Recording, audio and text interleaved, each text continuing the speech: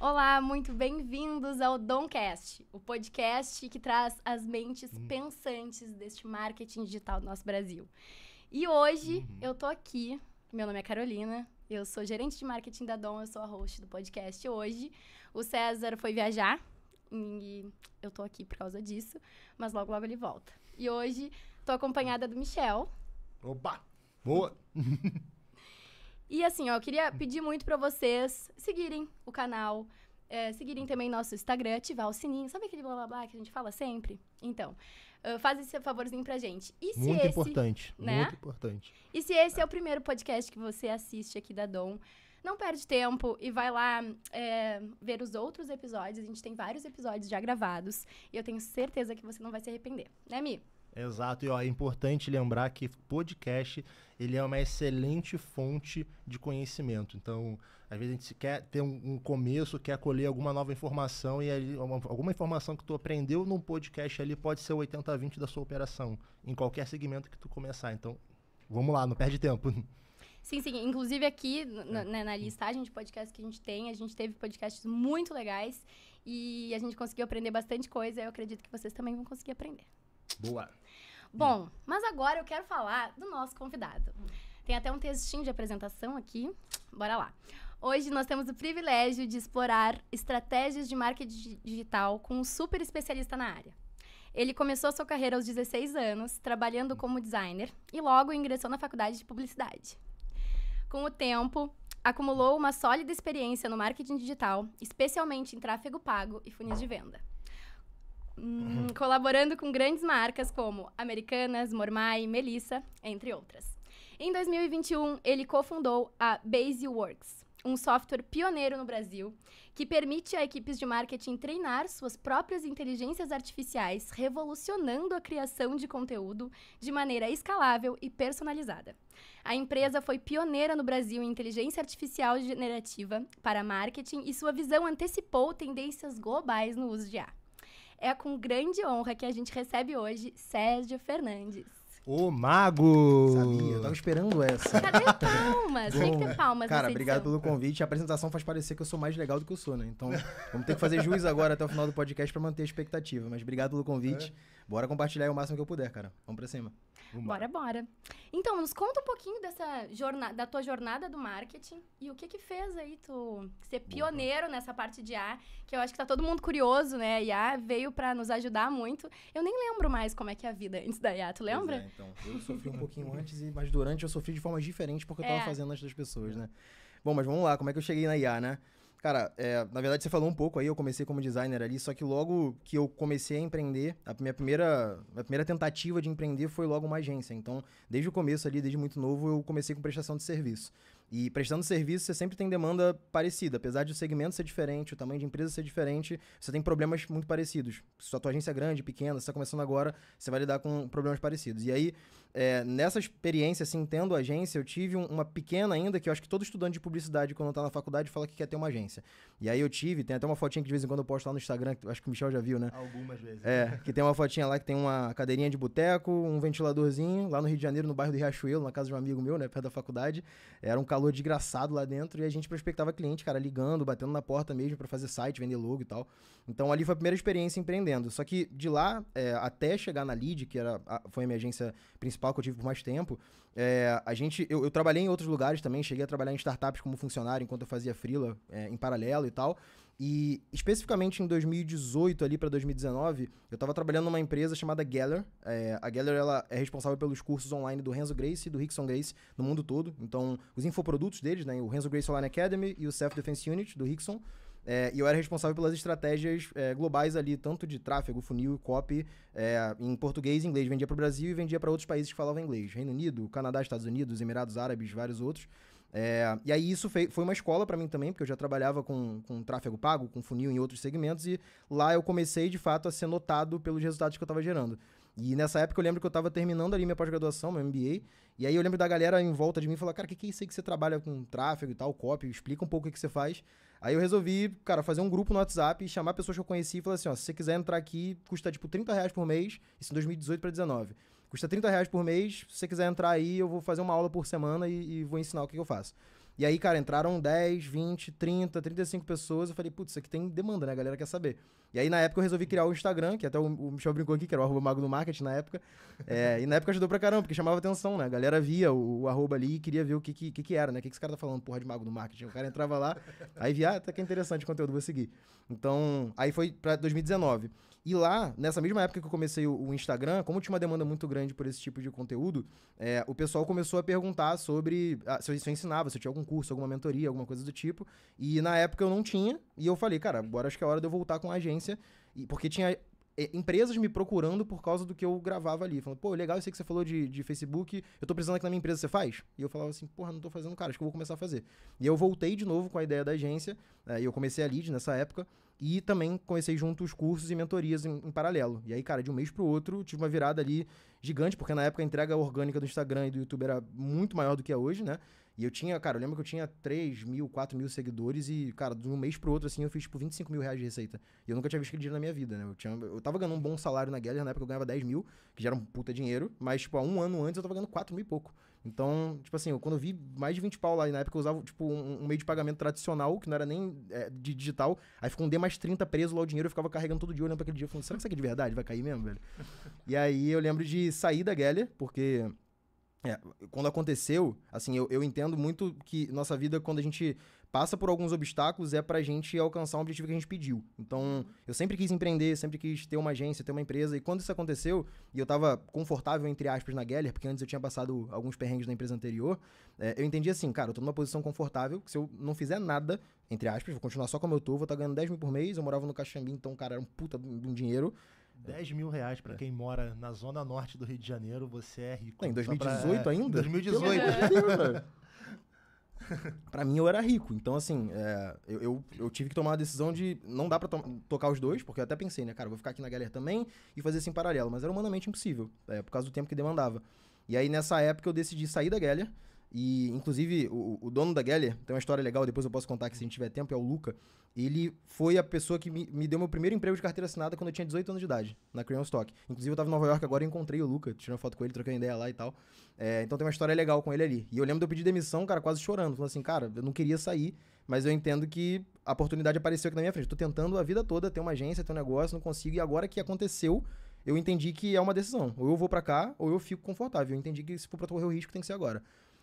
E aí, cara, eu decidi sair da Geller ali e comecei a tocar o Instagram, a agência, as mentorias, tudo, esses 3 pontos em paralelo, e as coisas começaram a acontecer bastante. E aí, cara, durante 3 anos especificamente, a gente ficou focando bastante ali na agência em si, até começar a atender clientes grandes. A gente começou com os menores e chegou ao ponto de a gente atender Americanas, Casa e Vídeo, Mormai, Wolf Maia, vários outros ali. E no meio disso, o Felipe, que é meu sócio na Baseworks hoje, ele é mestre em ciência da computação. E ele tinha sido meu aluno, porque ele tinha um e-commerce, ele tinha um negócio dele, eu tinha minha agência, e a gente se conheceu em um evento de marketing, assim, ele acabou virando meu aluno depois, a gente ficou amigo, e eu lembro dele falar, pô, eu quero, em algum desses encontros, ele falar, eu queria ter um software, eu sou programador, mas, pô, tô com um negócio aqui, mas tô meio cansado desse tipo de negócio, e eu também queria, falei, cara, vamos bater um papo. E eu literalmente marquei de ter uma ideia com ele, tipo assim, vamos pra qual, traz umas ideias, eu trago outras e a gente vê o que tá rolando aí. E uma dessas ideias era a IA generativa. Então isso foi em comecinho de 2021, aí a gente só tinha, na verdade, a OpenAI versão GPT-3 e fechada. A API era fechada. Não é qualquer pessoa que podia fazer o cadastro. Você tinha que preencher um formulário, dizer por que você ia usar aquela API, que objetivo que você tinha, o que sua empresa fazia, quem é você, onde é que você estudou. Aí você preenchia um formulário e esperava. A gente fez isso. Aí, cara, dali em diante surgiu a ideia da Baseworks. Mas aí, se não estender, eu vou falar até amanhã. Mas foi assim que a gente chegou em IA.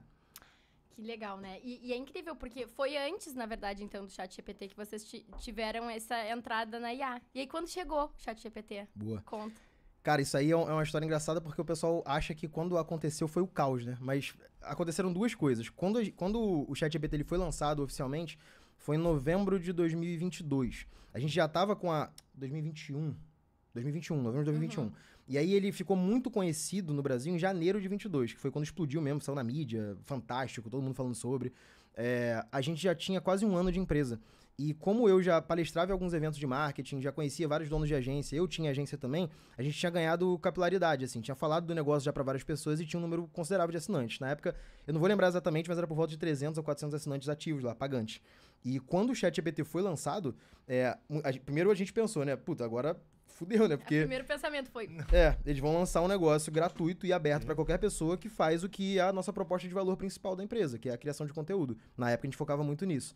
E eu lembro que no primeiro momento a gente falou, vamos ter que mudar alguma coisa do negócio, senão vamos quebrar. Só que no primeiro mês que isso aconteceu, em janeiro, que foi quando ficou conhecido, a gente teve um pico de vendas. A gente teve recorde de vendas. Porque as pessoas procuravam por inteligência artificial, aí umas não entendiam muito bem, e a nossa página já era inteligência artificial para marketing. E aí você entrava na página e tinha lá facilitado para quem queria usar. Então era mais cômodo, o cara que não fazia ideia do que é ChatGPT, e o cara via o site da minha empresa falando IA para marketing, ele vê o que era a minha empresa. E a gente tinha planos mais baratos ali no começo, então o cara começava a usar. Então a gente teve um pico de receita ali, vendemos bastante, só que depois a gente começou a ter comparações. Então a gente teve que moldar o produto para ele poder ter uma diferenciação em relação ao ChatGPT até chegar no que ele é hoje. Mas na época teve um pico positivo e depois foi tendo comparações ali diretas. Tá, e aí tu disse que antes vocês focavam mais na parte da copy. Isso. Hoje, o que atende, né? E era um nome diferente antes, era Copybase, né? E o que mudou depois dessa mudada de nome, branding, tudo? Então, a gente... Um produto também, né? É importante falar, né? É muito, cara. A gente teve... Em produto especificamente, a gente teve muito alto e baixo e tomada de decisão que a gente teve que fazer. Porque quando o ChatGPT foi lançado ali, a gente tinha algumas decisões a tomar e não tinha nenhum benchmark para poder estudar. Por exemplo, se eu tenho uma empresa de CRM, eu posso olhar para o HubSpot, para Salesforce, para o Pipedrive e ver um case ali. Se eu tenho uma empresa de qualquer outra coisa, eu estudo benchmarks para saber o que aconteceu. Empresa de IA generativa, eu não tinha referência. Então, eu tinha que fazer... Cara, o que o cliente final quer? Que resultado que eu tenho que gerar para ele? E o que eu posso alcançar de número? Porque eu não tenho benchmark, sabe? E aí, tinha alguns benchmarks fora. Algumas empresas tipo a Jasper, a Writesonic, a Writer e algumas outras, mas elas estavam tão perdidas quanto nós, só com mais dinheiro.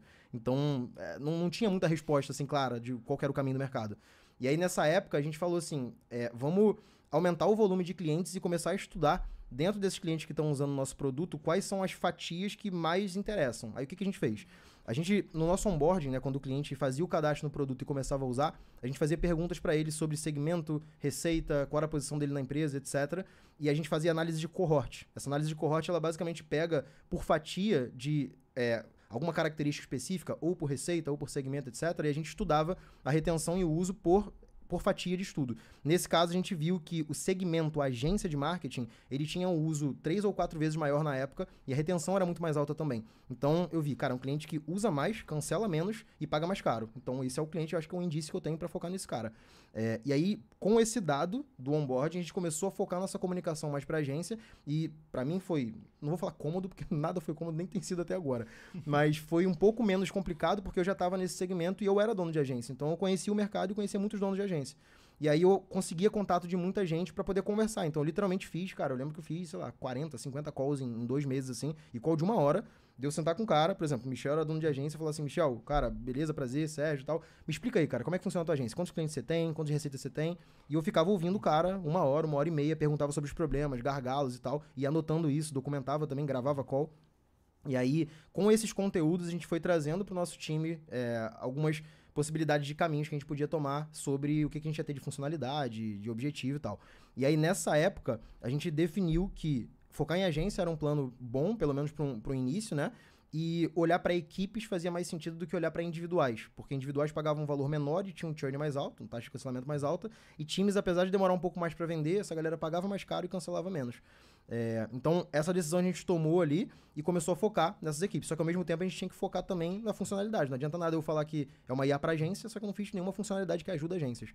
E aí, nessa época, a gente começou a fazer as funcionalidades que não eram só os modelos, né? Antigamente, a gente tinha um modelo de criação de anúncio, um modelo de criação de legenda de post, de cronograma de rede social. A gente começou a entender o que eles precisavam. Então, a gente começou a fazer funcionalidade ali em relação à transcrição de vídeo, a criação de documentos e edição de documentos. Então, começamos a inserir coisas que estão no dia a dia do dono de agência que a gente sabia que era gargalo para ele.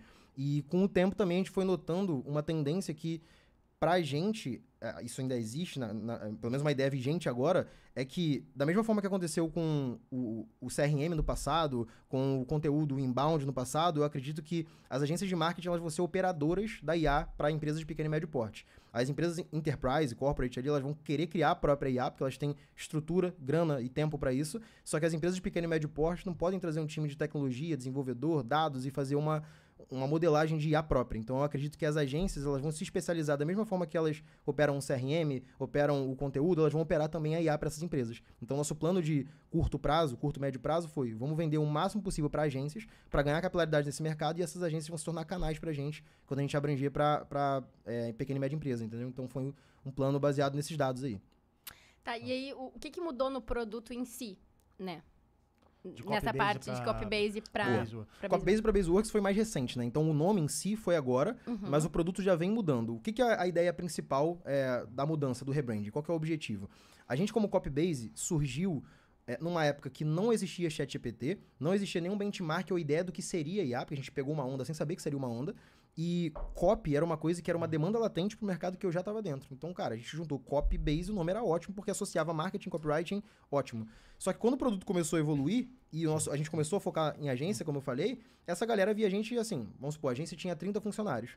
E ela falou assim, cara, eu vou botar meu copywriter para usar. Só que não era pro copywriter usar, era pra agência inteira usar, porque a gente tinha ferramenta pra agência inteira. E isso foi ganhando volume, né? E a partir do momento que a gente começou a ter milhares de clientes e, por exemplo, agora, em 2024, a gente vai num evento, eu palestro no evento para 1.000 pessoas, vou lá no stand, troco ideia, e chega um cara e fala, porra, eu uso a tua ferramenta, cara. Eu tenho lá, 120 funcionários, meus copywriters usam. Eu falei, quantos copywriters você tem? Tipo, 5. Eu falei, bicho, o cara tem 100 funcionários, ele usa o plano de 5 pessoas. E eu falei, por que o seu copywriter usa? Aí ele, é ferramenta de copy, né? Por causa do nome. Então, eles nem entravam na ferramenta, porque para eles, Copybase é copy, acabou. Então, a gente foi notando que isso era um problema.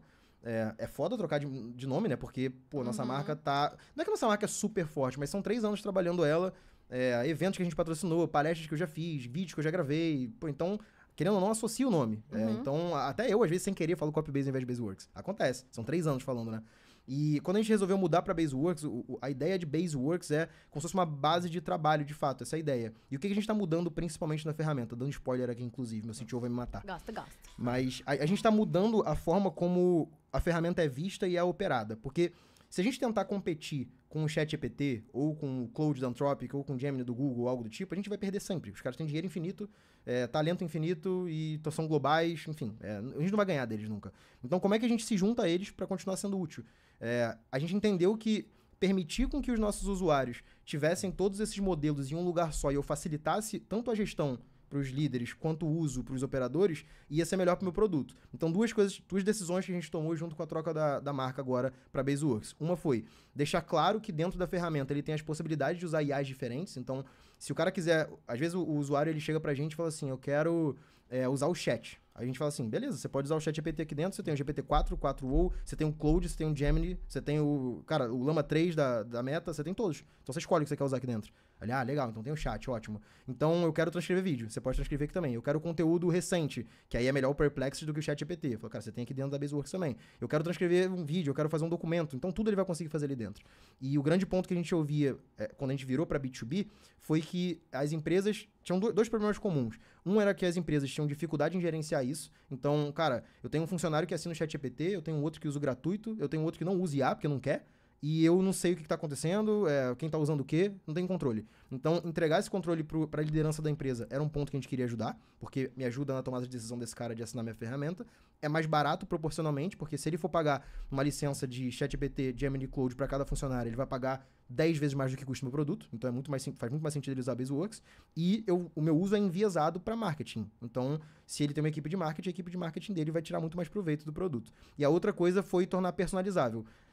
Uma coisa eu falei da gestão, né? O segundo ponto das empresas é que eles queriam demandas específicas. Por exemplo, eu falava assim pro cara, eu vou te ajudar, a minha IA vai te ajudar a criar anúncios da forma que você precisa criar. E ele fala, não, mas o meu anúncio é diferente, porque a minha campanha do Facebook Ads, eu boto a headline desse jeito, a minha descrição é assim, a minha landing page tem essa headline diferente. Como é que eu faço pra IA criar como eu crio?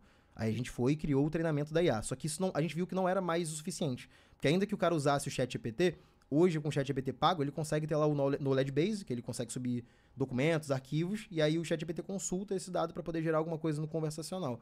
A gente decidiu, como Baseworks, não lançamos ainda, por isso que é spoiler, mas tornar a ferramenta personalizável no sentido do cara criar os próprios modelos lá dentro. Então, por exemplo, vamos supor que vocês na Dom Pagamentos têm um tipo de campanha de Meta Ads que vocês fazem que funciona muito bem. Então, vocês vão poder, dentro da Baseworks, criar um modelo E esse modelo vai consultar anúncios que vocês já fizeram, vai ter uma base de conhecimento sobre informações que vocês escolhem, e os funcionários de vocês vão poder criar anúncios com o modelo que vocês criaram. Ou, outro case, por exemplo, eu sou influenciador de marketing e eu quero que os meus alunos da minha mentoria tenham acesso à minha análise de criativo, à minha forma de analisar criativo. Então eu treino a IA para analisar o criativo como eu faço e deixo meus alunos terem acesso a esse modelo lá dentro da BaseWorks. Então a gente vai tornar a ferramenta modular. Ela vai poder não só ter as ferramentas finais para o operador poder criar, mas também personalizar o modelo da forma como eles gostariam, entendeu? Nossa, genial. Não sei se a gente vai descobrir com os números, mas eu acho que é uma boa ideia. Não, eu acho uma ideia excelente, assim, né? Eu já fiquei, tipo, a gente precisa assinar, vamos trocar uma ideia depois sobre Pois isso. é, eu tô pensando nisso, né? É aquela bom que eu tô aqui, gestora aqui do marketing, assim, pensando, tá, será que depois do podcast ele podia liberar um acesso, já que a gente convidou ele? Com certeza. Poxa, cara. Pra amiga mais barato. Não, ontem até aconteceu uma coisa engraçada. A gente tava analisando uma copy, enfim, de uma ação que a gente vai fazer. E a gente não tava conseguindo chegar no tom que a gente queria, né? E aí eu disse, tá. Aí eu peguei um vídeo lá. Eu fiz uma função tão grande pra chegar no que eu queria, com IA, óbvio. Daí eu peguei um vídeo. Olha só o que eu fiz. Eu vou contar aqui. É uma loucura, tá? Eu queria modelar um vídeo, tá? Eu tinha curtido muito a copy de um vídeo, a nossa copy não tava tão boa. Eu gravei no áudio do meu celular o vídeo todinho. Aí eu peguei o áudio, pedi pra uma IA que eu tenho transcrever, só que ela só transcreveu em 4 minutos. Daí eu fui lá, peguei, botei no Google, transcrever áudio. Aí chegou uma outra IA, daí eu transcrevi o áudio, daí eu botei no ChatGPT, daí eu pedi pra ele analisar a estrutura daquela copy, aí eu peguei a minha copy, botei lá dentro. Daí eu peguei todas as... Meu Deus, foi uma loucura. E aí eu consegui chegar na copy que eu queria. Total. Mas é assim, se a gente tivesse tudo isso num mesmo lugar, ia ser muito Hoje, bom. esse mesmo caminho que você falou, tu iria já ter um projeto criado com o tom de voz da marca que você gostaria que falasse. Então, esse projeto já tá criado lá. Você ia pegar um vídeo, ia botar o link do vídeo lá e ia pedir pra criar um conteúdo a partir daquele vídeo, diretamente. Então, era só isso pra fazer. Já ia transcrever, já ia trazer o conteúdo, já ia estudar o tom de voz, tudo automático, entendeu? A gente precisa disso. Ô, Sérgio, deixa eu te fazer uma pergunta. Manda. Você começou lá com a agência, né? Com a Lead, já conheci naquela época ali da Lead, né? Sim. E depois você abandonou a Lead. Abandonar é uma palavra muito forte. Você fez uma transição suave. Muito bonito, agora sim. Foi peculiar, foi melhor ali agora. É isso. Fez uma transição suave ali pra entrar no mercado de SaaS ali. Uhum. Como foi essa mudança? Como foi meio que... Vou abrir mão de um projeto que você realmente queria muito, como você falou ali no início, para se aventurar num mercado, como tu falou, que não tinha benchmark nenhum, que não tinha... Tava falando fora o microfone, né? Que não tinha benchmark nenhum, numa coisa que não tinha uma base para você explorar ali. Como é que foi essa mudança? Qual foi as inseguranças que tu passou nesse período de troca de área, basicamente, ali, né? De escopo de trabalho? Eu vou até complementar, né? Porque uma coisa... Eu acho que tu passou bem pelo aquele caminho, né? Trabalhou na agência, teve agência, trabalhou na agência e mudou pra SaaS. Isso. Né? Como é que foi essa loucura? Cara, então... Inclusive, muitos amigos meus falaram que eu era louco. Eu até entendo eles, inclusive. Eu não falei isso pra você, mas eu pensei um pouco na época. Força do hábito. Cara, assim, num geral, eu quando era moleque, eu pensava que o meu objetivo era... Eu queria ter um escritório, eu queria ter funcionários, eu queria atender clientes grandes e eu queria ter dinheiro. Simples assim. Só que tem formas de você ganhar dinheiro, né? E eu acredito muito no negócio assim... Tem níveis de você ganhar dinheiro na pessoa física que, a partir de certo ponto, não é que ele não faz diferença, porque o dinheiro faz diferença, óbvio que faz. Mas é porque isso é muito subjetivo, tá? Para umas pessoas vai ser 10 mil reais, para outras vai ser 30 mil, para outras vai ser 100 mil, para outras vai ser 1 milhão, e para outras vai ganhar 10 milhões por mês e não vão estar satisfeitas, não vão estar felizes. Eu acho que é de cada um. Só que eu tinha atingido um ponto que, pô, eu morava num lugar legal, eu tinha um carro legal, eu comia no restaurante que eu queria, eu viajava para onde eu quisesse. E minha vida tava boa, tava legal. Isso não é ruim, né? Não vou reclamar disso nunca. Só que na Lead, na agência, eu não tinha sócio. Eu tirava um prolabore bem alto, inclusive. Óbvio que tinha mês que passava perrengue. Quando você não tem sócio, é você que resolve o pepino sozinho, né? Então, já aconteceu também, obviamente. Toda empresa tem mês ruim e mês bom. Só que era meio cômodo, assim. Eu tinha um canal que era o Instagram e YouTube que me traziam bons clientes. Eu tinha bons clientes que me indicavam também. E eu tinha uma agência que funcionava legal. Então, cara, era cômodo. Só que eu pensei assim... eu tenho uma ideia E eu acredito muito que isso aqui vai ser grande. Quando eu vi a inteligência artificial generativa pela primeira vez, eu vi assim, cara, isso aqui vai ser grande. Eu não sei quanto, mas vai ser grande. E eu tenho uma possibilidade agora, igual quando eu saí lá da Geller pra começar meu Instagram e minha agência. Igual quando eu tava trabalhando lá com o Luca. Eu vejo que a oportunidade aparece uma vez. Aí tu escolhe se você vai nela ou não. E aí eu pensei, cara, eu tenho... Na época eu tava com 26 ou 27? 26 ou 27 anos. Falei, cara, eu sou muito novo. Eu sei ganhar dinheiro. Se eu tiver que reconstruir a lead inteira do zero, eu faço essa porra toda do zero e dou meu jeito. Então, se for pra tentar alguma coisa grande, eu vou fazer agora. Só que vida de dono de startup, né? É uma vida miserável, né? Então, não quero desencorajar quem tá ouvindo e tá pensando em abrir uma. Mas, porra, eu obviamente, no curto prazo, eu ganhava mais dinheiro na agência do que eu ganho na Baseworks hoje. Só que a Baseworks é um plano de longo prazo que a gente visa um valuation pra poder, eventualmente, ou fazer uma secundária e crescer mais, ou fazer um exit. Depende muito do plano. Então, por que eu fiz isso e qual foi a transição? Primeiro respondendo por que eu sou maluco, né? Que é a primeira pergunta. Porque eu achava que eu tinha uma oportunidade muito grande que ninguém tinha. Então, eu fui a primeira empresa de IA generativa para marketing no Brasil. Ninguém começou antes de mim, então isso foi uma vantagem muito boa para mim. Segundo, eu achava que, pelo que eu tinha agregado de pessoas que eu conheço, o mercado que eu tô e demanda que eu conhecia, isso ia ser uma grande oportunidade. E terceiro, se desse merda, eu poderia construir tudo de novo. Eu costumo ser mais arriscado, assim, mais arrojado profissionalmente falando. Então, acho que eu corro bastante risco na minha vida profissional. Empreender é correr risco todos os dias, né? Então, tu pode correr menos ou pode correr mais. Eu, sei lá, eu acho que enquanto eu tenho, sei lá, hoje eu tenho 29 anos, eu ainda posso correr riscos. Eu não gostaria de correr esse tamanho de risco quando eu tiver 40, 50, não deveria, pelo menos. Então, foi por isso. E aí, como foi essa mudança? Cara, o que mudou principalmente na minha vida foi... O meu padrão de vida, ele não mudou necessariamente porque eu tenho um conforto financeiro que, obviamente, eu não posso deixar de trabalhar, mas eu não mudou o restaurante que eu frequento, o lugar que eu vou, o carro que eu ando, onde eu moro. Mas, ao mesmo tempo, também eu tenho um horizonte de crescimento de curto prazo muito diferente, né? Eu com a agência, podia olhar, porra, daqui a um ano eu posso atingir tanto. Com a Baseworks, não. O plano é olhando mais 3, 5 anos ali. A gente fez uma rodada de investimentos agora, então isso também foi um puta aprendizado pra mim, porque quando entra um fundo de investimento, cara, muda a forma como tu olha a empresa, muda a forma como você é gestor do teu negócio, muda a forma como você olha os números, você passa por uma diligência e são, cara, eu lembro da diligência, eram 130 documentos que eu tive que mandar pro fundo, assim, documento que eu nunca vi nenhum nome. Então, com contador, advogado, então tu se sente, eu me senti mais profissional, mais preparado. Acho que depois que tu passa por uma rodada de investimento, que, cara, pra uns pode ser nada, pra outros é, tipo, inalcançável, eu me senti orgulhoso de mim, da empresa, de mim e do Felipe, né, lá, o que a gente passou, assim, foi foda. Passar por uma diligência, levantar a rodada, ter tanta gente foda que confia na gente, tipo, lá como investidor da empresa hoje, além do fundo, que é a Domo, a gente, que é um baita fundo, inclusive, tem um renome legal no mercado, então eles confiarem em mim pra poder investir na minha empresa é muito legal. Tem outros caras que me conheciam do mercado, da época que eu tava com a agência, dos eventos que eu palestrava. Então, hoje eu tenho como sócio, um investidor lá da empresa, o Rodrigo Tognini, da Conta Simples, eu tenho o Bruno Soares, da Feeds, que vendeu pra TOTUS, o Rodrigo Rico, que vendeu o Octadesk pra Local Web, cara, ex-executivos ali, tipo o Bruno Portnoy, que trabalhou na Telefônica há 20 anos ali. Então, gente muito grande, sabe? Gente que eu respeito muito. O Pedro Santana, da Alugator, que hoje é a Lu. Então, gente que eu era fã, eu falava assim, porra, esse cara pra mim é uma referência. E aí, quando eu levantei investimento, eles falaram assim, Sérgio, o que tu precisar, me fala que eu tô dentro e vambora. Então, ver esses caras confiarem em mim, junto com o fundo, falou assim, porra, acho que eu tô fazendo o negócio certo, sabe? Eu espero que não dê errado, mas se der errado, eu tô dando o meu melhor, sabe? Acho que startup sempre corre esse risco. Então, sei lá, acho que foi a junção desses pontos pra poder tomar a decisão e eu não me arrependo, não.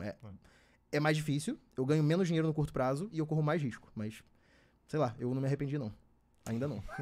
Tá, e vamos falar desse fundo de investimento. Vocês Boa. receberam, então, esse aporte. Uhum. Como é que foi esse processo? Foi tranquilo pra ti? E eles te ajudam em alguma coisa? Eles te mentoram em alguma coisa? Conta pra gente. Boa. Cara, a gente passou por um roteiro atípico, porque juntou 3 coisas, eu acho. E aí, aqui são hipóteses, porque eu acho que eu só vou poder fazer essas perguntas pro Mário e pro gestor lá do fundo quando eu vender a empresa e falar assim, agora me conta a verdade, por que tu investiu? Mas acho que enquanto eu não vender, eu não posso fazer essa pergunta pra ele ainda, mas tá no meu roteiro pra escrever o livro daqui a 10 anos. Opa. Então, Mário, se você estiver vendo o podcast, ele pergunta tá surgirá doido em pra te fazer algum essa pergunta. É isso. Talvez ele veja. Cara, foi assim...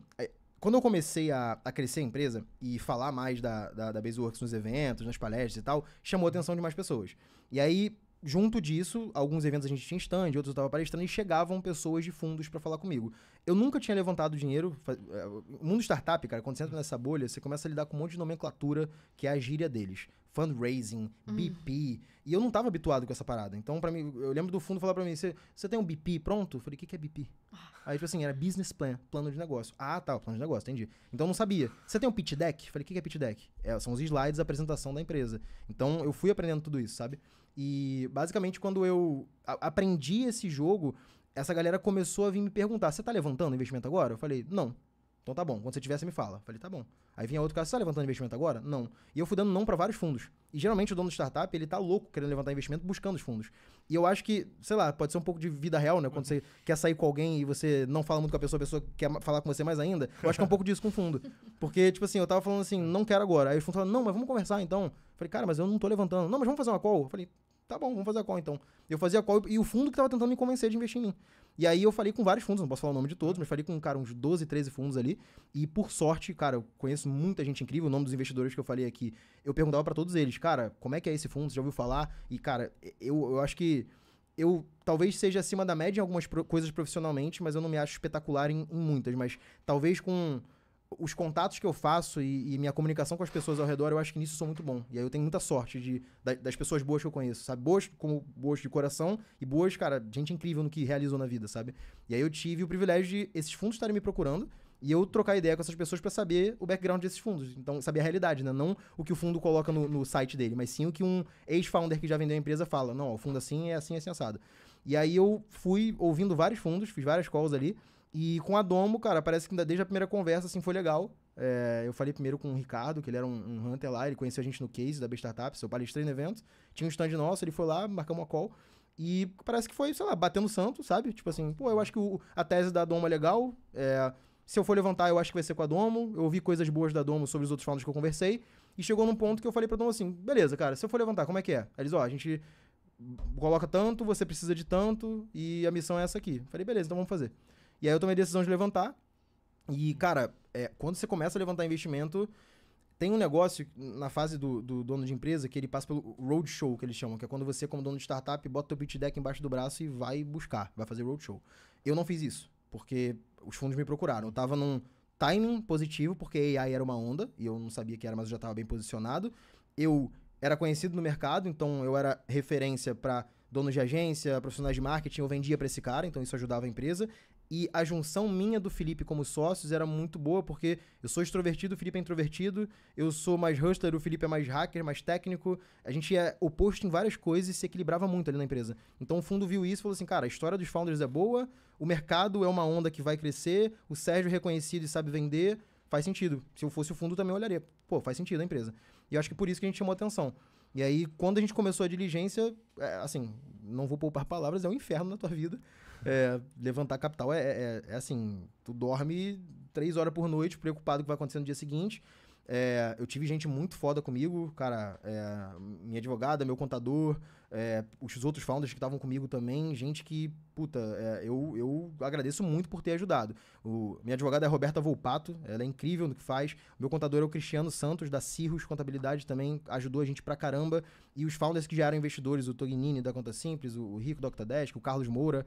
Então, cara, essa galera toda me ajudou muito. E ainda assim, é um terror, cara. Que você bate ali um formulário com 126 documentos pra subir e tu não sabe o que significa metade deles. E o advogado do fundo falou assim, é isso, vamos subir? Vambora? E tinha inclusive tem uma história, eu não sei se já poderia contar isso, mas eu vou contar, mas vamos lá. Solta. Eu gosto que ele entrega tudo, eu vou ficar quieta aqui.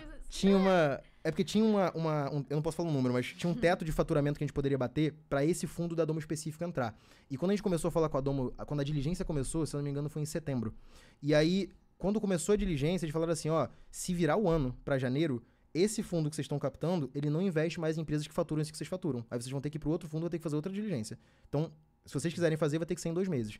E geralmente, uma diligência, ela dura 4 a 6 meses. Aí ele falou assim, se vocês quiserem fazer, vai ter que ser em 2. Eu falei, putz, vamos tentar, beleza. E aí a gente correu pra fazer, e eu sei que, na verdade, o pagamento caiu, se não me engano, dia 28 de dezembro.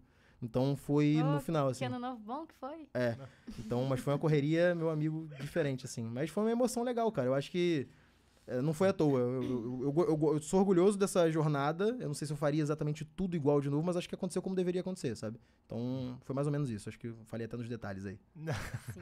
Não, foi um excelente ano novo, né? 28 de dezembro, tipo, ufa. Foi. Consegui terminar. Quando o dinheiro gente. entra, é uma felicidade e uma preocupação juntas. Assim, graças Ah, a Deus o o que eu dinheiro vou fazer com entrou. isso? Aí depois assim, caralho, fudeu, o dinheiro entrou. Então, você começa a olhar assim, agora o BP tem que ser seguido, a meta tem que ser batida, o dinheiro tem que ser usado como tá previsto. Então, muda a tua responsabilidade. Mas foi legal, foi uma jornada legal, assim. Pra equipe mudou muito também na sua rotina de trabalho, porque antes, quando você vai empreender, né, só você e seu sócio, tem uma equipe, enfim, é vocês, né? E agora você tem uma outra pessoa que tá ali na sua casa, querendo ou não, aportando boa parte do capital também. Mudou o nível de responsabilidade? Como foi essa mudança ali pra equipe, pra você, pros sócios ali, né, depois desse aporte? Boa. Cara, um dos critérios pra escolher a Domo foi o que eu tinha de feedback sobre governança do fundo. Então, eu não queria... Eu tinha um preconceito com fundraising antes disso. Eu falava assim, quem levanta dinheiro tá fudido porque vendeu a alma pro diabo. E eu acho que quando tu acha o fundo certo, não é assim. Porque tem fundos que de fato se importam com o founder e são pró-business, eles são pró-negócio ali, cara. Então, eles vão conversar com o founder e vão ver, cara, eu acho que deveria fazer isso. E o founder fala, eu acredito que é isso aqui, e eles não vão atrapalhar. Porque o objetivo do fundo, cara, pensa assim, o fundo ele é um intermediário de dinheiro de muita gente. Ou é um family office, ou é um grupo pequeno de pessoas que vendeu uma empresa muito grande e quer alocar o capital em algum lugar. E o fundo também é um intermediário que tem que auditar o resultado que ele escolheu. Então, ele também sofre tanto quanto a startup. O fundo não quer perder dinheiro. E se ele faz uma escolha... cara, acho que por ano, sei lá, um fundo deve receber aplicação de 500, 1000 empresas. E são escolhidos 5, 6. Então, sabe, para a empresa ser escolhida é um baita critério. A documentação, tudo que eu falei aqui, história do sócio, mercado, etc.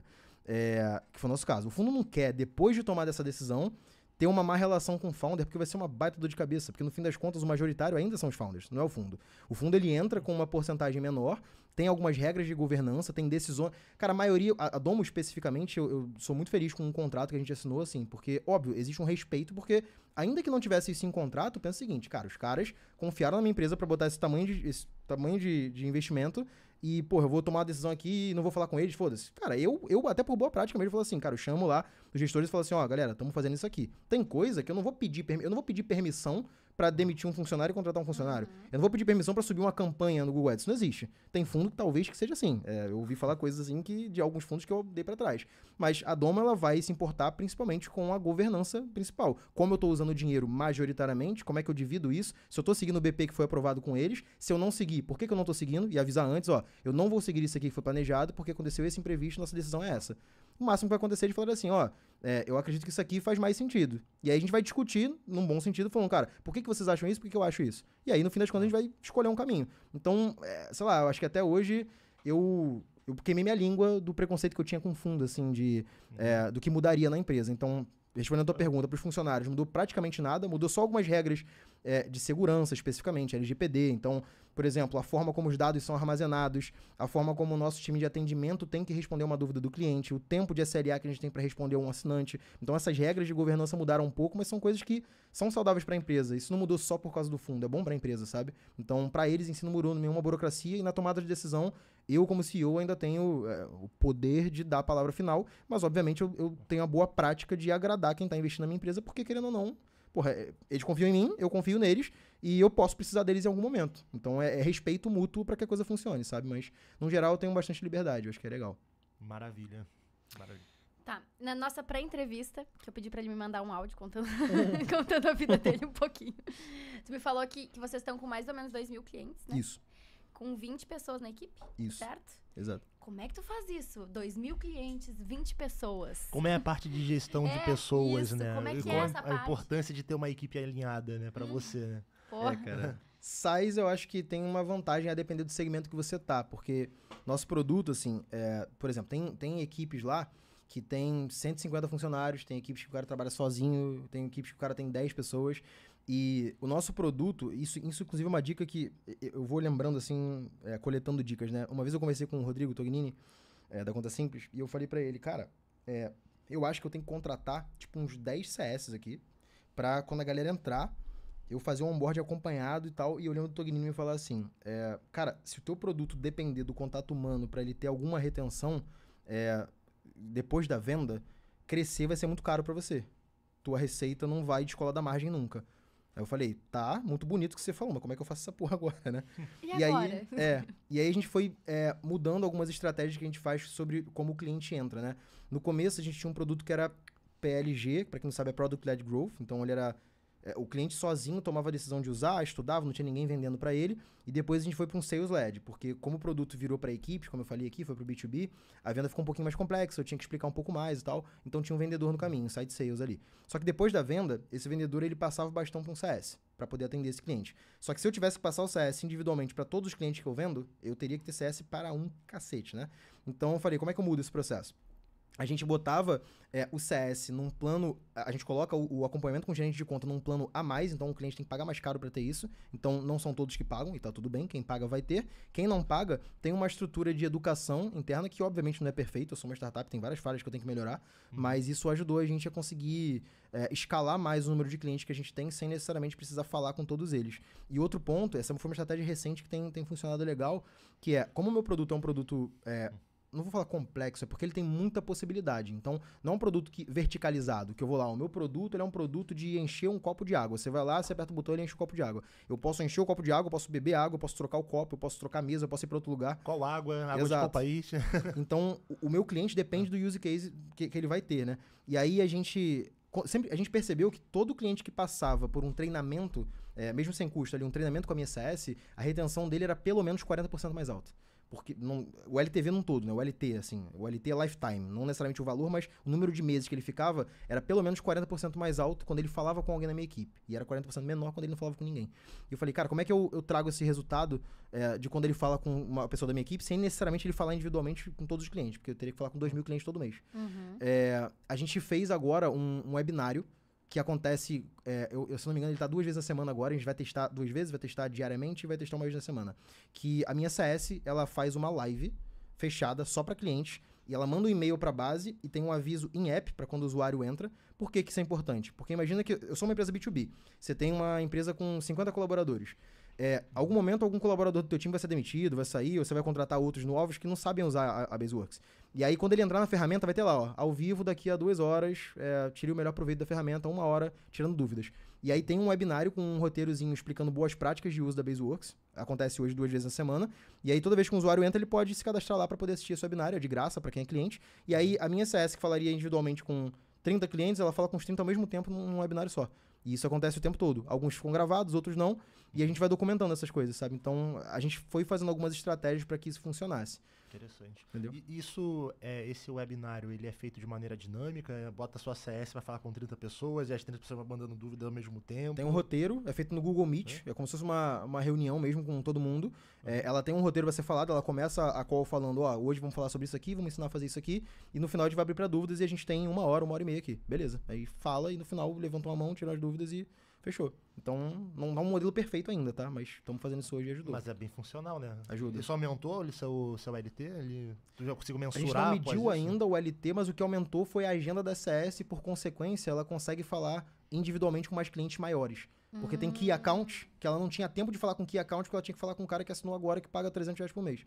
Então, às vezes, entra um Key Account muito grande e ela ficava sem agenda para esse cara por causa do cliente menor. Só que, ao mesmo tempo, ela não podia deixar de falar com o menor. Agora, eu já consegui resolver alguns gargalos que eu tinha, entendeu? Então, estamos resolvendo um problema de cada vez. Acho que toda empresa é assim. Peraí que eu tô anotando. Deixa não, fique à vontade. Essa estratégia a gente não criou, não, cara. Tem alguns sites lá fora que a gente vê de benchmark, assim, que eles faziam webinários e a HubSpot mesmo fazia isso, a Jasper faz isso. A gente ficou vendo, cara, por que essas empresas fazem webinário e tu entrava no webinário e tinha 15 pessoas? Eu falei assim, cara, vale a pena? Tipo, um webinário pra 15 pessoas?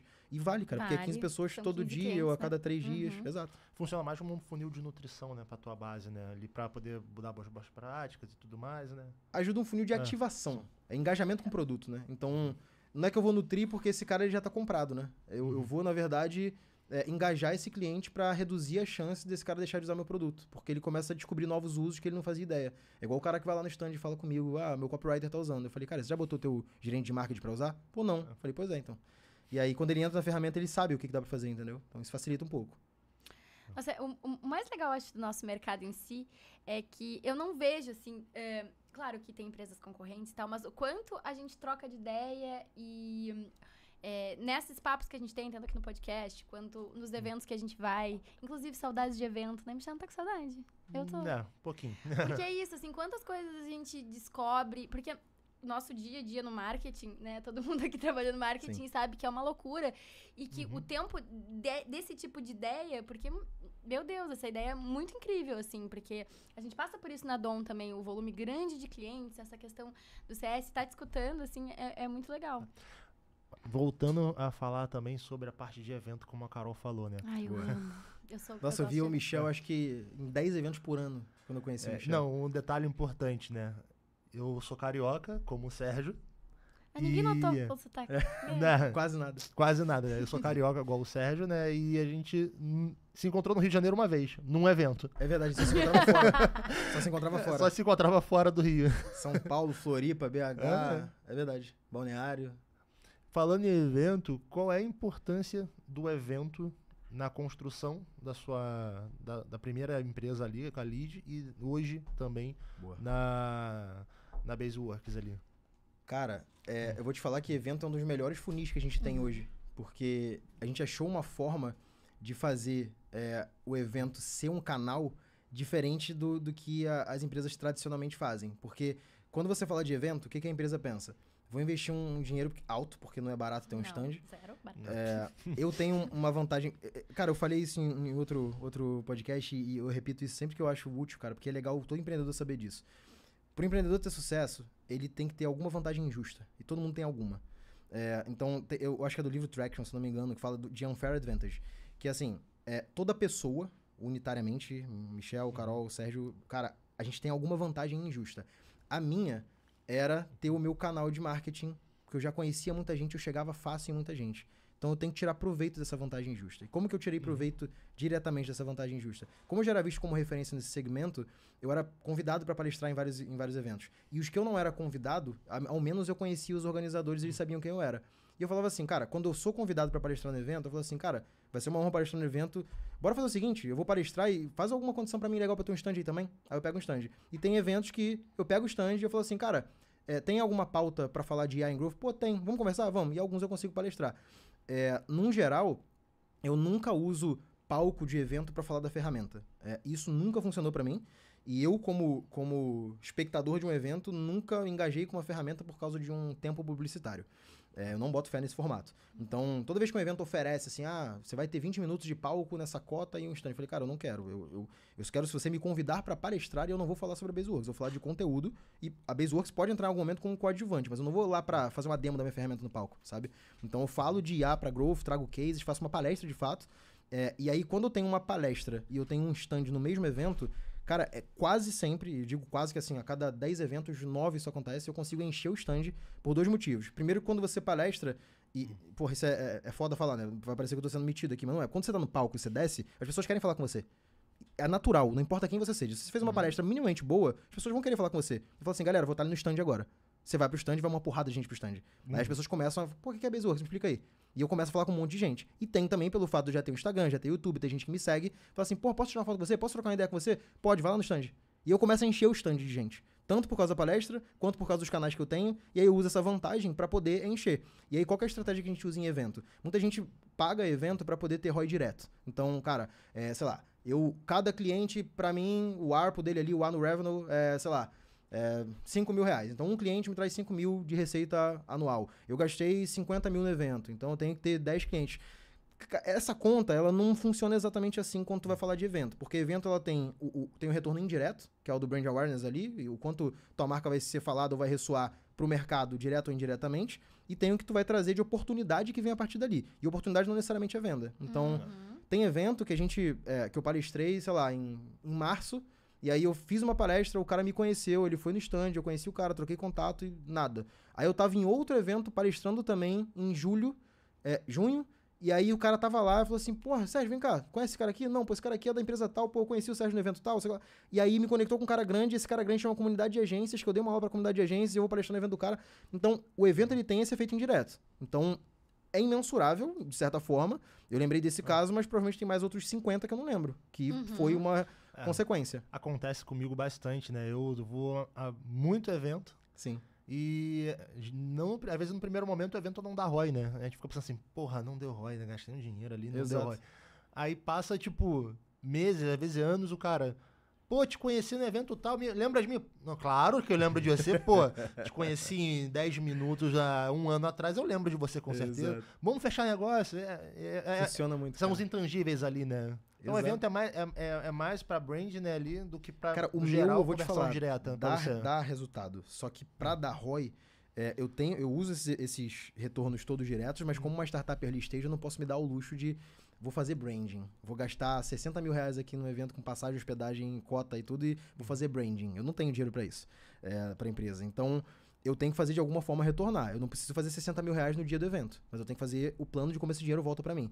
E aí, geralmente, quando a gente faz isso de encher o stand no evento, a gente costuma ter alguma oferta específica só pra quem tá lá.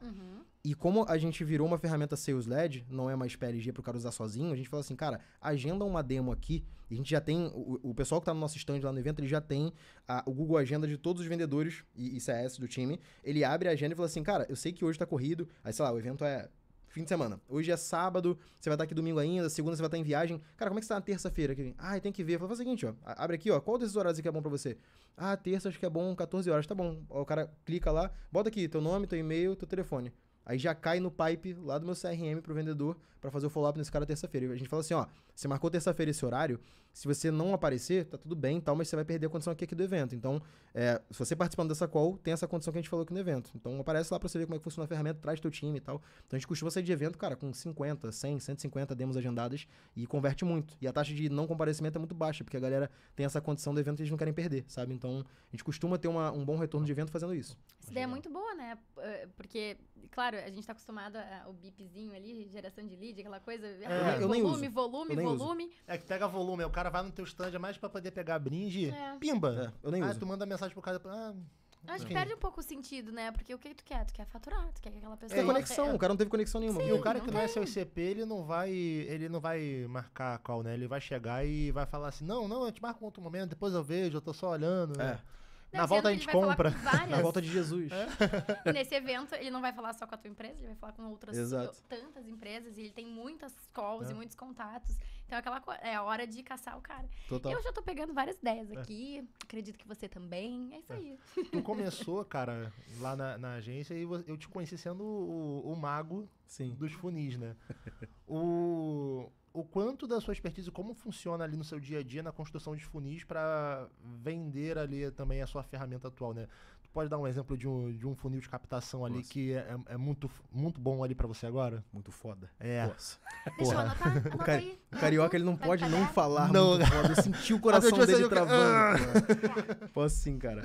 Assim, a gente usa como canal evento, mídia paga, indicação e tem o orgânico que acontece ali também. E influenciadores é um bom canal pra gente também, só que a gente tá investindo um pouquinho menos agora, porque tá oscilando como a gente distribui verba em canal. Um dos funis mais legais que a gente fez foi um que inclusive eu trouxe da época que eu fazia os infoprodutos. Eu fiz um kit, eu vou abrir meu segredo agora, seu maldito, mas tá bom. Para tudo. Eu Pegou o caderno? Eu fiz um kit que eu separo alguns templates e modelos que geralmente a galera pagaria pra ter. Então, por exemplo, no meu caso, a agência, o cara tem dificuldade com prospecção, ele tem dificuldade com financeiro, ele tem dificuldade com contratação, com gerar resultado pro cliente dele, fazer relatório. E aí eu peguei vários manuais de abordagem, modelo pronto de abordagem, planilha de controle financeiro, tudo isso pronto. E aí eu junto isso dentro de um kit, e eu chamo isso de kit agência. E aí eu faço ads levando para uma landing page que o cara vai baixar isso de graça, mas o formulário é gigante. Então, o pessoal geralmente fica assim, nossa, botar um formulário, nome, e-mail, telefone pro lead ser mais barato. Porra nenhuma, o cara tá baixando isso tudo de graça, vou pedir tudo que eu quero. Se o cara não quiser, não baixa. Tô dando tudo de graça, pô. Eu pagaria por isso, legal. sabe? E aí eu boto o formulário lá com tipo 9, 10 etapas, eu pergunto o nome da empresa, site, faturamento, quantidade de pessoas no time, segmento, tudo. E aí o cara preenche. Quando ele preenche, na página de obrigado, tem um vídeo incentivando ele a fazer uma demonstração da ferramenta, porque a gente fala que tem uma condição específica, que de fato tem. Pra quem baixou o kit, que é um one-time offer, que pra quem leu os livros do Russell lá, da trilogia do Secrets, ele basicamente coloca uma one-time offer, que é uma oferta única, que tá só na página de obrigado, que se a pessoa fechar aquela página, ela perde aquela oferta, nem por e-mail vai. E tu deixa claro essa escassez. Ó, tu acabou de baixar o kit, você vai receber esse material gratuito, e para complementar esse material gratuito, essa ferramenta aqui pode ser muito útil para você. E tem uma oferta única que você pode ver aqui e testar de graça se você assistir esse vídeo. Então, assiste esse vídeo. E aí o cara vê um vídeo de 2, 3 minutos para poder incentivar ele a agendar uma demonstração, não comprar. Então ele não tá pronto para comprar naquela hora, ele queria baixar um kit gratuito, ele não tá com cartão na mão. Então ele vai, agenda a demonstração, e a gente consegue gerar um número bem grande de demos demos com esse funil. Pra você ter ideia, eu cheguei no começo dessa campanha, eu pagava R$1,90 no lead. Só que, óbvio, né? No Meta Ads. Só que R$1,90 no lead é um preço ridiculamente baixo. É muito barato pro lead. Só que não vem sempre a maioria como MQL. MQL é Marketing Qualified Lead, né? Então, o critério que a gente quer pro lead qualificado, ele é minoria dentro desses leads. Só que fazendo a conta do que a gente estava pagando de lead barato em Meta Ads com o que a gente fazia de campanha direta de Google Ads ou algo do tipo, valia muito a pena esse funil. Então, a gente começou a escalar. Escalar no Meta Ads faz o teu CPA subir, obviamente. Mas ainda assim, ele subindo, a gente estava pagando R$3, R$4 no lead, trazendo vários MQLs ali dentro, gerando demo com esse funil, entendeu? Mesmo com formulário gigante, porque geralmente formulário gigante, ele... Exato. Mesmo com gigante. Bom demais, inclusive. O Google Ads funcionava porque é por intenção, né? Pra ferramenta em si. Mas o Meta Ads a gente fazia esse tipo de funil pra poder fazer funcionar. Mas pra gente foi um dos melhores funis que a gente fez ali. Genial. Anotaram, pessoal? Eu já tô louca pra sair daqui pra botar em ação alguma coisa assim. O que tu acha? Eu acho top. Bom demais. Mas então, já estamos finalizando. Que peninha, né? Porque tava tão bom esse A hora papo. voou, né? Nem Mas viu assim, o tempo, morram de inveja. Agora a gente vai fazer alguma coisa e continuar falando com ele, tá? Aí qualquer coisa eu faço um stories lá no Insta. Aproveita e segue o Instagram já. Quem sabe eu faço um story contando mais segredos. Bom demais. Né? E aí me diz assim, pra gente finalizar, qual o conselho? Aí a gente sempre finaliza assim o nosso podcast falando isso, assim, qual é o conselho que tu daria assim para quem tá começando aí na área do marketing, ainda tá naquela coisa de como é que vai ser o meu caminho aqui? Qual é o teu conselho? Total. Cara, eu acho que depende do segmento que a pessoa vai trabalhar, mas eu acho que um conselho que vale para todos os segmentos, independentemente do que ele vai fazer, é que no começo sempre parece mais fácil do que é. E quase tudo que a gente faz profissionalmente, se a gente soubesse, eu acho que o pessoal aqui da Dom que fundou, vocês na área que vocês estão, o rapaz aqui do estúdio do podcast também, talvez se soubesse que é tão difícil, talvez fizesse outra escolha antes de começar. Quando tu tá no meio, tu fala assim, caralho, se eu soubesse que era desse tamanho pepino, meu amigo. Então, tu tem que saber que vai ser difícil, só que, geralmente, as dificuldades ali, tanto no começo quanto as que você já tá dentro do projeto, elas são os pilares necessários para tu poder atingir o que você quer. Então, qualquer resultado que você vá atingir, ele vai ser uma consequência do quanto aprendizado você tirou dos momentos ruins. Então, tudo que você tá tentando e tá dando errado, você tem que tentar tirar o proveito disso e não, ao invés de ficar puto, se frustrar e achar que aquilo ali não funciona, é você tirar o aprendizado daquilo ali, que é meio clichê, mas conseguir fazer a etapa seguinte. Porque sem isso, cara, tu pode pensar que todo mundo que você segue no Instagram, no LinkedIn, no TikTok, cara, só vê a mansão que o cara tem, o carro que ele anda, o lugar que ele viaja, mas pode ter certeza que ele continua tendo muitos problemas que você não enxerga e ele teve vários que ele já não sabia como resolver, só nunca postou no Instagram isso. Então, sabe que todo mundo tem problemas, se você tá tendo um agora, ele faz parte do teu caminho mesmo pra poder atingir o que você quer. Nós como seres humanos, a gente sempre olha pra grama do vizinho e acha que ela é mais verde, mas Exato. se a gente entra lá, a gente sabe que todo mundo tem desafio. E é isso, eu acho que também um outro conselho é respira, né, cara? Total. Porque a nossa vida é correria pra caramba, é problema pra caramba, né? Mas quando a gente para, respira, a gente consegue achar a solução, né? Sim, total.